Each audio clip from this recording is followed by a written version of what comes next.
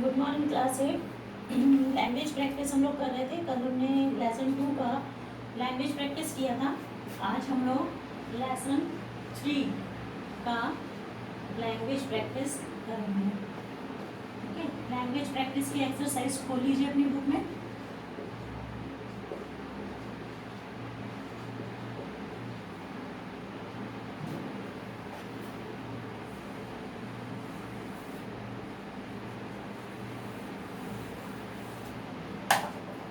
तो इसमें language practice में लेसन 3 में आपका लैंग्वेज प्रैक्टिस का जो क्वेश्चन है वो है phrasal verb.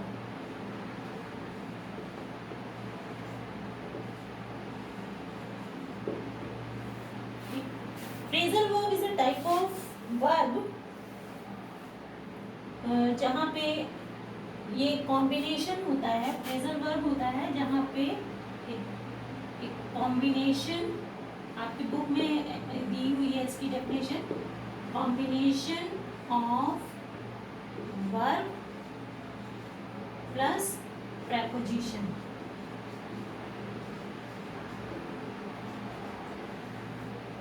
Okay, it's a combination of verb plus preposition.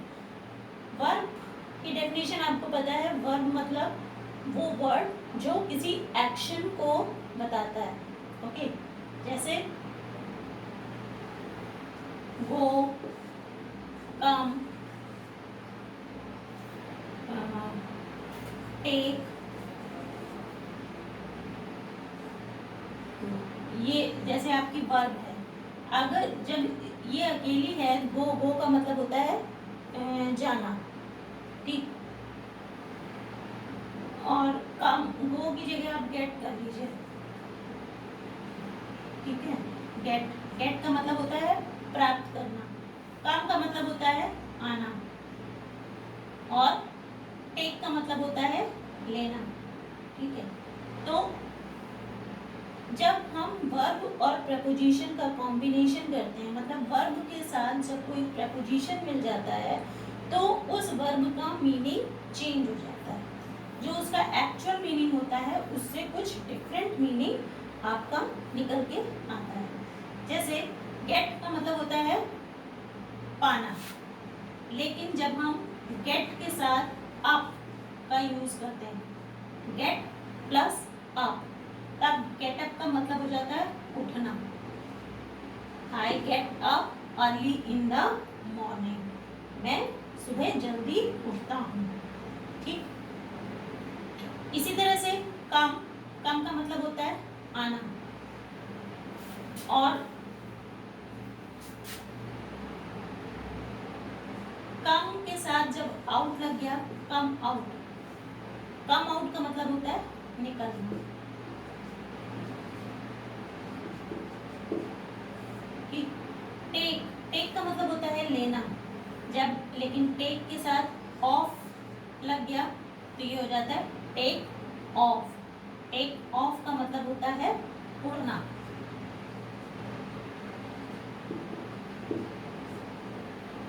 The plane took off at 4 o'clock, 4 बजे एरोप्लेन उड़ गया।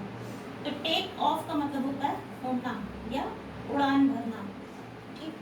तो इसी तरह से जब प्रपोजिशन, वर्ब के साथ प्रपोजिशन मिल जाता है तो उसका मीनिंग बदल जाता है, टोटल डिफरेंट हो जाता है।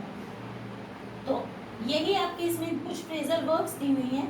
जैसे phrasal verb is a verb combined with a verb and preposition to give a new meaning. मतलब कि प्रपोजिशन जब वर्ब के साथ मिलाई जाती है तो उसका एक नया मीनिंग निकलता है। कॉल्ड आउट, कॉल का मतलब होता है बुलाना, और कॉल्ड इसका सेकंड फॉर्म है। कॉल मतलब बुलाना, लेकिन जब कॉल्ड के साथ हम आउट मिलाते हैं तो कॉल्ड आउट का मतलब होता है पुकारना, किसी को हेल्प के लिए पुकारना, ठीक। तो कॉल्ड आउट मतलब होता है पुकारना। अभी हमने आपको टेक दिया था, इसमें भी एग्जांपल दिया है टेक। यहाँ हमने टेक ऑफ का दिया था, जहाँ मतलब होता है उड़ान उड़ना या उड़ान भरना। ठीक, तो अब हम टेक के साथ up, take up. Take up का मतलब होता है घेरना, स्थान घेरना, जगह घेरना। ठीक, जैसे कहते हैं ना कि अक्सर आप लोग स्कूल में जो आपकी फ्रेंड पहले आ जाती है वो आपकी सीट घेर के रखती है कि यहाँ पे मेरी फ्रेंड बैठेगी और कोई यहाँ नहीं बैठेगा, तो that is take up. Okay, तो इसका मतलब होता है घेरना। वैसे टेक का मतलब होता है लेना, लेकिन जब इसके साथ अप प्रेपोजिशन लग जाता है, ये प्रेपोजिशन है सारे, ये सारे वर्ब हैं इधर और ये इसके साथ प्रेपोजिशन ऐड है, तो टेक अप का मतलब हो जाता है घेरना। तीसरा है सेट। सेट का मतलब होता है सिट, सेट बैठाना या बैठा। सेट, सिट का सेकंड फॉर्म है सेट। तो सेट अप, सेट के साथ जब अप लगता है तो इसका मतलब हो जाता है, सॉरी ये सेट SAT वाला नहीं है, सेकंड फॉर्म ऑफ वर्ब नहीं है यहाँ। सेट, सेट मतलब होता है किसी चीज को स्थान देना, किसी चीज को व्यवस्थित करके रखना। ठीक, सेट के साथ जब अप लग जाता है तो इसका मतलब होता है शुरुआत करना या किसी चीज की आरंभ करना या प्रारंभ करना। ठीक, प्रारंभ करना। ठीक है, तो सेट अप का मतलब हो गया प्रारंभ करना। ये जो नीचे के तीन ये दिए हुए हैं ये आपके एक्सरसाइज के हैं। तीसरा है get plus back, get back. Get का मतलब हमने आपको बताया था कि प्राप्त करना, किसी चीज को पा लेना, और गेट बैक का मतलब होता है, गेट मतलब होता है लेना, और गेट बैक जब लग जाता है तो इसका मतलब होता है किसी चीज को वापस लेना। ओके, तो यहाँ हो गया आपका ये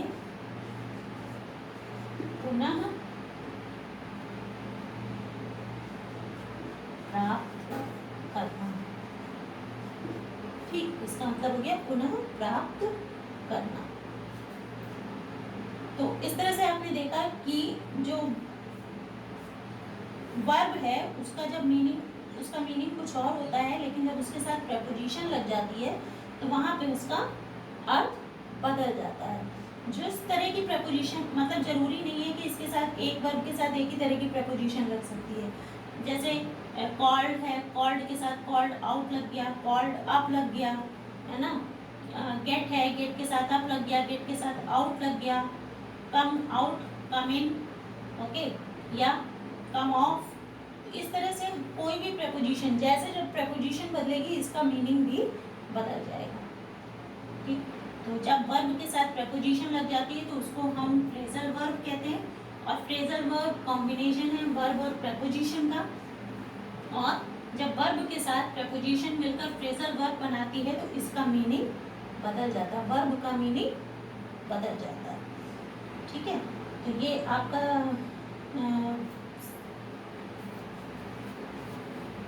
इसको आप लोग नोट कर लीजिएगा, इसको हम इरेज नहीं कर रहे हैं, और ये जो आपकी एक्सरसाइज है इसकी मैं पिक आपको भेज दे रही हूँ, इसको आप लोग अपनी कॉपी पे नोट कर लीजिएगा। ठीक है, थैंक यू।